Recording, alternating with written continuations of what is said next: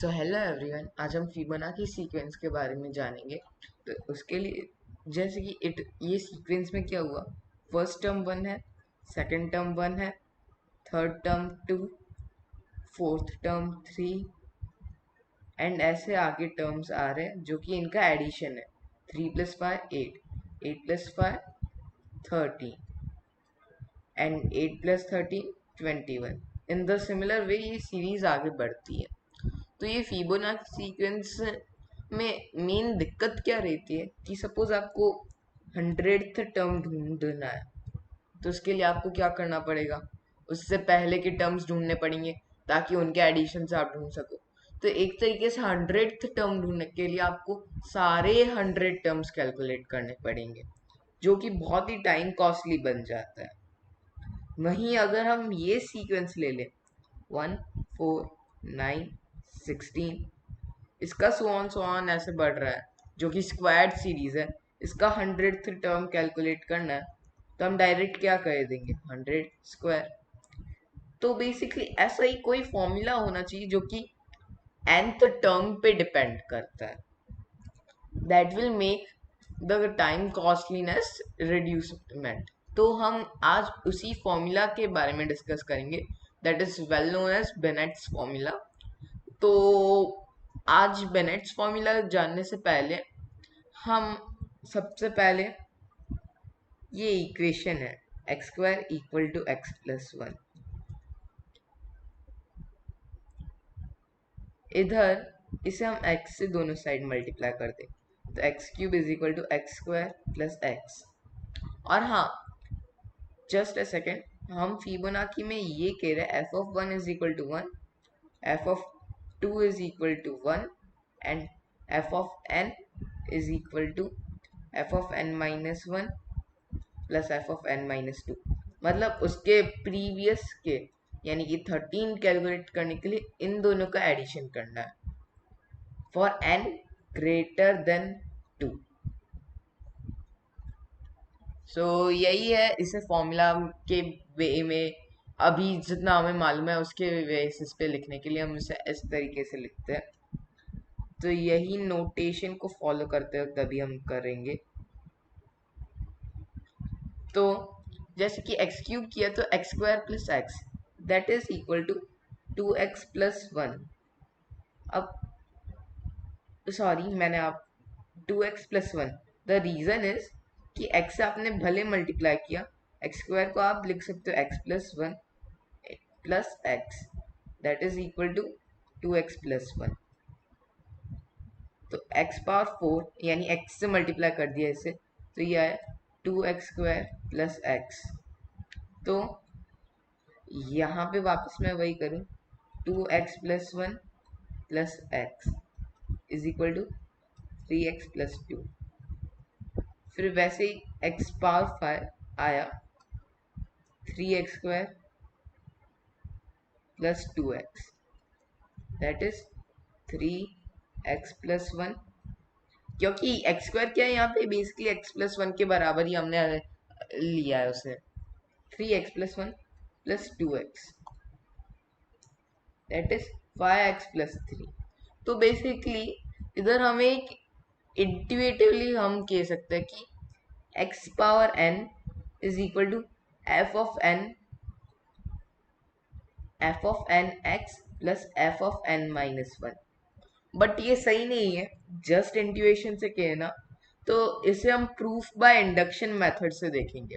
सबसे पहले तो हमने इन चार के लिए देख लिया कि करेक्ट है। अब जैसे कि प्रूव करना है इसे हमें बाय इंडक्शन, तो हमने मान लिया कि x⁴n के लिए करेक्ट है। फिबोनाची के टर्म्स इसमें करेक्टली वर्क कर रहे हैं। तो x⁴n+1 यानी x से मैंने मल्टीप्लाई कर दिया, तो ये बना fn(x² + fn-1x। तो इसे मैं सिंप्लीफाई करूं तो जस्ट अभी मैंने बताया था कि x² इज हम ले रहे हैं x + 1 के बराबर, तो वही इंफॉर्मेशन हम इधर यूटिलाइज करें।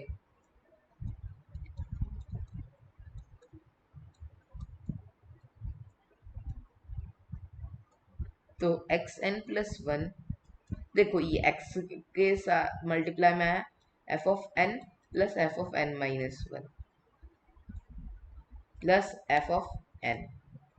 ओके, और मैंने यहाँ पे इस नोटेशन में हमें ये पता है कि f of n is equal to f of n minus one plus f of n minus two, मतलब nth term is equal to n minus one term plus n minus two term.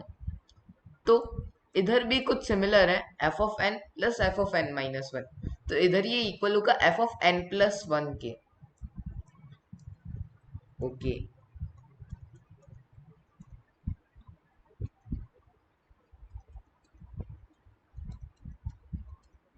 तो basically by induction हमने prove कर लिया कि इसका nth term इसके बराबर होगा।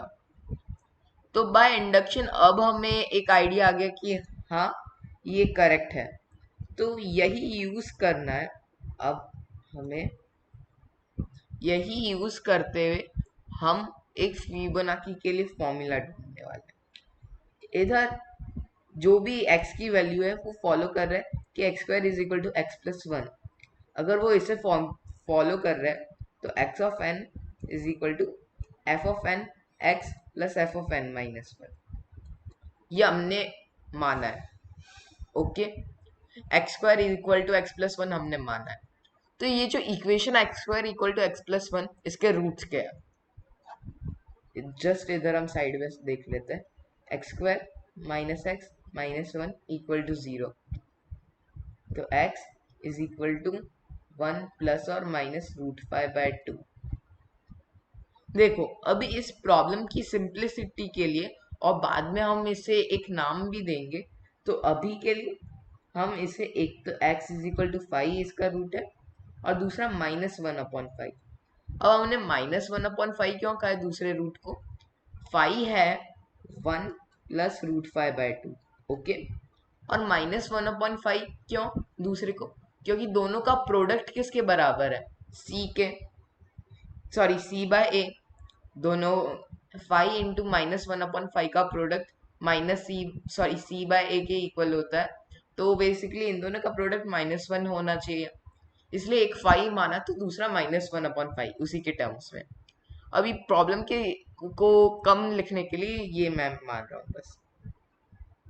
तो five power n is equal to f n five plus f n minus one, और minus one upon five power n is also equal to fn minus 1 upon 5, sorry, minus 1 upon 5 plus fn minus 1। इधर हम क्या कर देते हैं कि eliminate कर देते हैं fn माइनस वन को। 5 power n minus minus one upon five power n is equal to fn five plus one upon five. तो fn किसके इक्वल है, five plus one upon five के। तो हमें एक बात और पता है कि five one plus root five by two के इक्वल है, और दूसरा रूट क्या है, one minus root five by two, sorry one minus root five by two. इन दोनों का डिफरेंस क्या है, one plus root five minus, क्योंकि ये एक तरीके से क्या हुआ,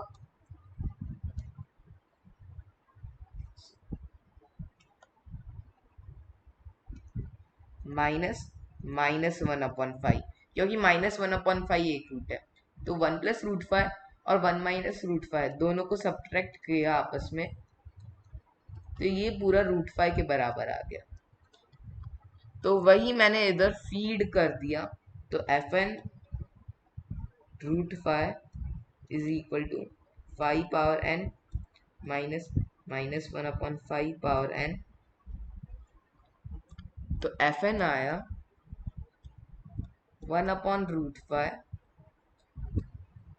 five power n minus -1/5 power n, sorry 5 power n minus -1/5 power n। Okay, तो बेसिकली ये ग्रोथ कैसी है इस सीरीज की? This series have an exponential growth. और इस सीरीज में देखने लायक ये भी बात है कि आप इधर n को नेगेटिव रखोगे तो भी ये फॉर्मूला वर्क करता है। वो कैसे, जस्ट अभी मैं बताता हूँ। नेगेटिव टर्म का मतलब क्या है? देखो, फर्स्ट टर्म 1 है, सेकंड टर्म 1 है, आगे के दो मैं लिख दे 3 5 लिख देता हूँ, ठीक है।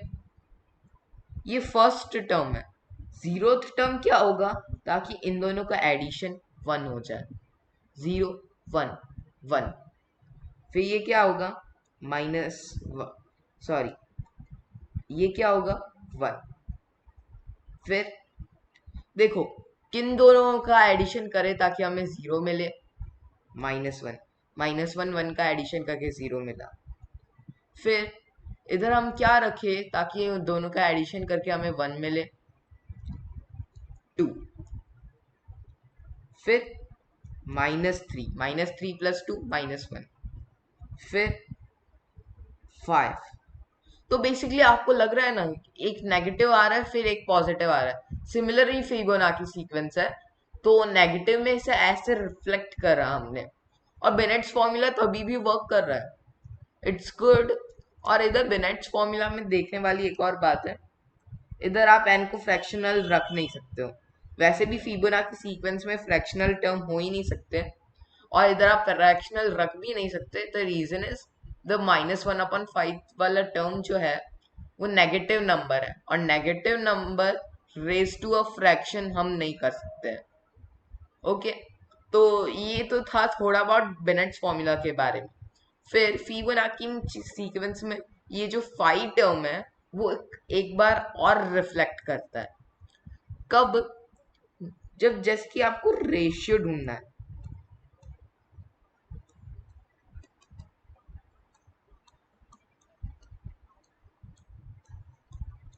आपको इन दोनों के बीच में रेशियो ढूंढना है जब n टेंड कर रहा है इन्फिनिटी को। देखो, एक बात है कि n टेंड कर रहा है इन्फिनिटी को, तो fn और fn-1 सेम होंगे, बट वो नहीं देख सकते हम इधर।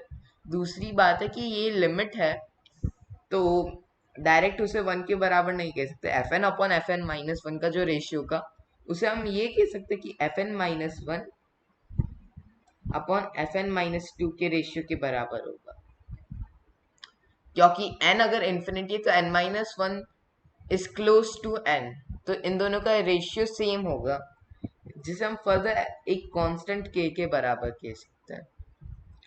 अब वही फिबोनाची का एक्सपांशन कर दे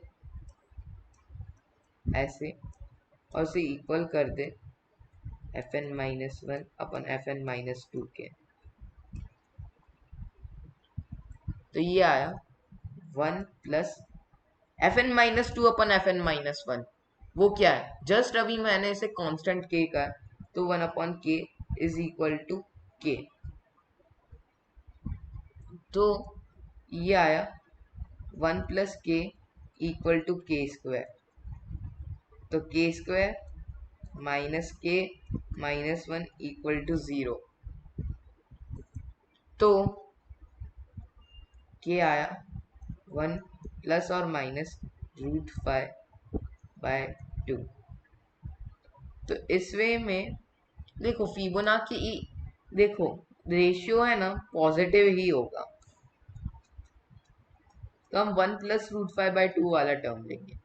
इसलिए हम कहते हैं कि जो दो फिबोनाची टर्म का जो रेशियो होता है वो टेंड करता है इन्फिनिटी, टेंड करता है 5 को, sorry.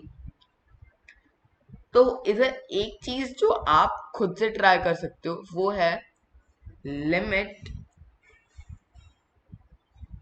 n tending to infinity bracket 1 plus √5/2 raise to n minus 1 minus root 5 by 2 raise to n upon 1 plus root 5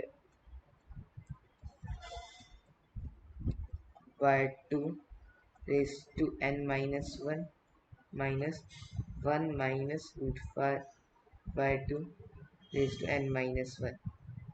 ये पूरी जो लिमिट है वो भी 1 प्लस रूट 5 बाय 2 के इक्वल होगी। दिख थोड़ा सा कॉम्प्लिकेट सा रहा है, लेकिन आप खुद बाइनोमियल एक्सपांशन और सब कुछ लगा के कैलकुलेट करोगे तो सेम आए, तो इसी के इक्वल आएगा। So this is the cool thing. Okay, और हम आज जान सकते हैं कि ये जो नंबर है 1 प्लस रूट 5 बाय 2, जिसे हमने 5 कहा था, उसे कहते हैं गोल्डन रेशियो से। गोल्डन रेशियो की कई सारी नेचुरल प्रॉपर्टीज है जो कि जिस कारण वो नेचर में कहीं पे भी पॉप होता रहता है। So that's it for Binet's formula. आप ये ट्राई कर सकते हो लिमिट कैलकुलेट करने की। Okay, bye.